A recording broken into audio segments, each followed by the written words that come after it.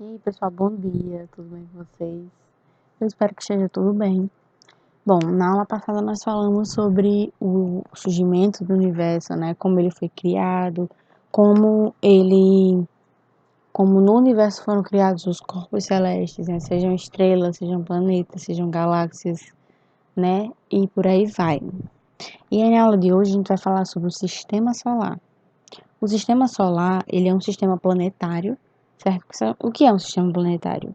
É um sistema de corpos que giram em torno de uma estrela, que a gente chama de astro-rei, né? Uma estrela rainha, uma estrela que está no centro de um sistema, né? Que em torno desse sistema gira planetas, gira asteroides, cometas, certo?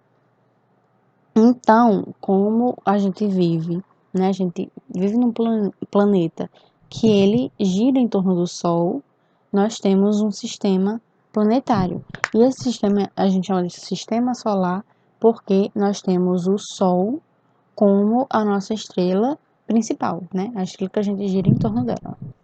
E aí, a gente, sabendo desses aspectos, né? O planeta é esse corpo que gira em torno dessa estrela. E aí, é só a Terra que gira em torno do Sol? Não. Bom, aqui eu fiz uma representação bem básica, não realista, de como o sistema solar se comporta, assim, mais ou menos. Então, nós temos, ó, todos esses planetas que giram em torno do Sol. Mercúrio, o mais perto do Sol. Vênus, o segundo mais perto do Sol. Aí, a Terra, né, que somos nós que habitamos aqui. Marte, Júpiter, o maior planeta. Saturno, aquele com anéis. Urano, Netuno e também temos Plutão. Plutão não vai estar no livro de vocês porque ele não é mais considerado um planeta. Ele é considerado um planeta, não. Mas por quê? É porque Plutão ele tem uma órbita diferente. Então, aí são vários detalhes que a gente não precisa se aprofundar nessa aula. Mas ele está no sistema solar. Então, eu achei importante destacar ele, ok? Bom, então, como a gente mora nesse planeta, né? Por que só aqui tem vida? Só nesse planeta que tem vida? E existem vários aspectos que contribuem para o surgimento da vida no planeta Terra. O principal deles é que ele fica numa zona habitável. Isso aqui eu fiz como se fosse mais ou menos a distância dos planetas ao Sol, o mais perto, o mais longe. Só que não é perfeito assim. Quanto maior o planeta, maior a distância dele em torno das outras. Então, por exemplo, Júpiter ele não é tão coladinho assim, na verdade ele é muito distante de todo, certo? Mas aqui eu quis trazer de uma forma bem básica.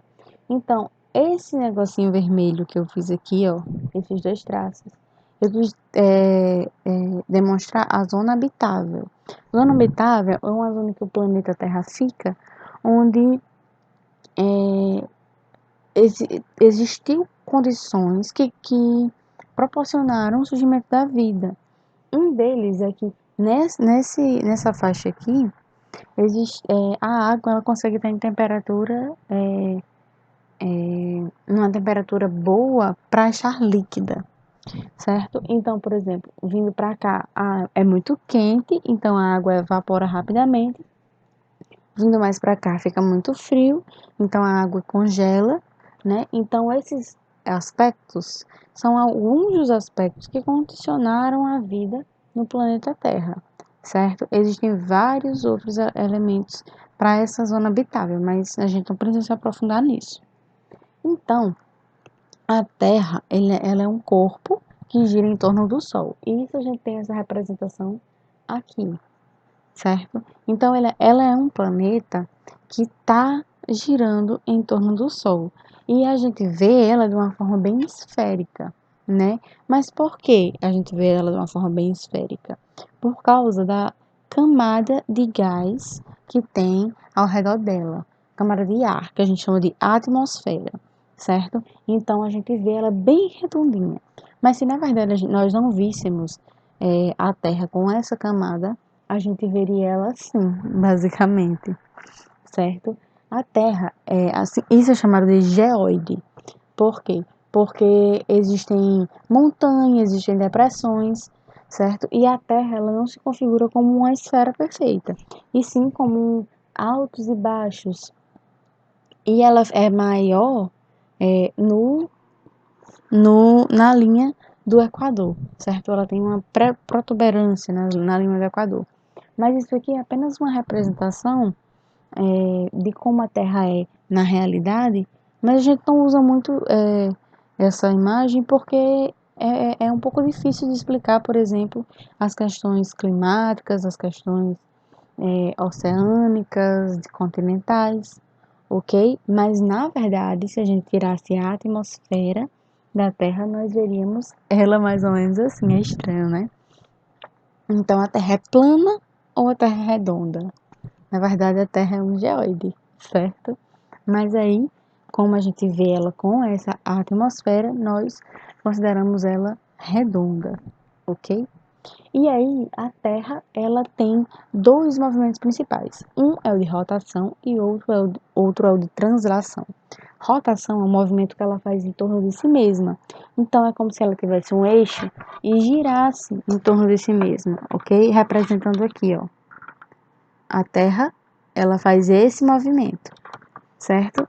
Aqui é um eixo parado e ela gira, certo?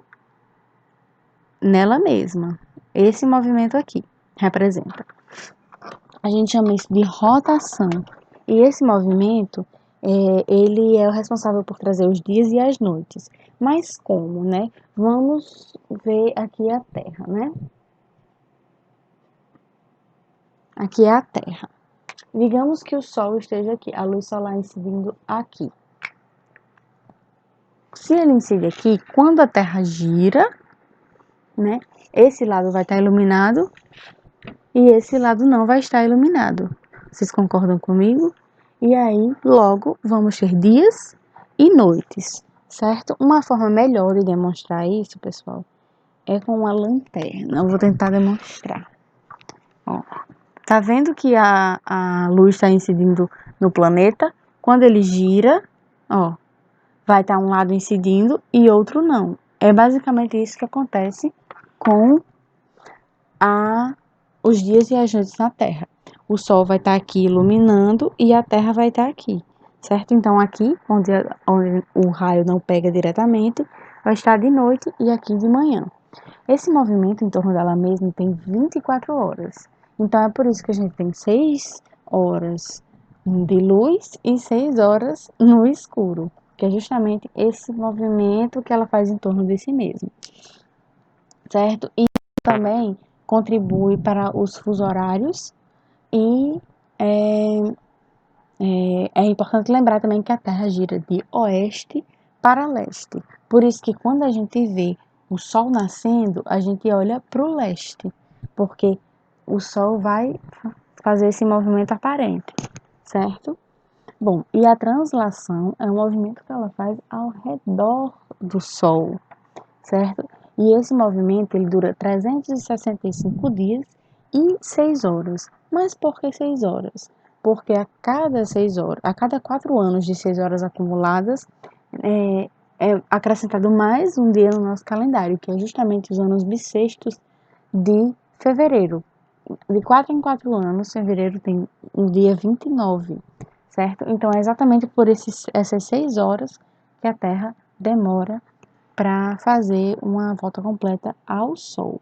E aí, a volta completa ao Sol é responsável por trazer para nós as estações do ano, né? E nós temos também os solstícios e o equinócio. O que é isso? Como a Terra ela é dividida em dois hemisférios, o hemisfério norte e o hemisfério sul, ela tem essa leve inclinação, tá vendo? Que ela é um pouquinho de lado. Isso aqui, ó, a linha do Equador, basicamente, aponta um pouco para cima, né? Então, isso significa dizer que quando o Sol está incidindo, vai ter alguns períodos do ano que os dois hemisférios vão estar iluminados na mesma frequência, e também vai ter períodos do ano em que os dois hemisférios não vão estar iluminados da mesma forma.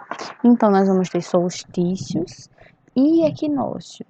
Solstício é quando um hemisfério ele recebe mais luz do que o outro. E o equinócio é quando os dois hemisférios eles recebem a mesma luz. Isso vai refletir em, por exemplo, o dia durante as 24 horas do dia, a gente ter mais de 6 horas de luz, né? Mais de 12 horas de luz, quer dizer, e à noite, né, pode ter menos ou mais. E nos equinócios nós temos 12 horas de dia, 12 horas de noite. Então, repetindo, solstício a gente pode ter, por exemplo, 13 horas de luz e menos horas à noite, e os equinócios vão ter 12 e 12 nos mesmos hemisférios ao mesmo tempo. Certo, pessoal? Então, espero que vocês tenham entendido. Esse assunto é um pouco complexo de fazer à distância, porque eu gosto de usar muito material e a gente não consegue ter esse manuseio do material, né? Vocês não conseguem tocar neles. Mas eu espero que vocês tenham entendido. Se ficar dúvidas, me pergunte. A gente vai tirando as dúvidas e vai sanando esses problemas, ok? Então, até a próxima aula. Tchau!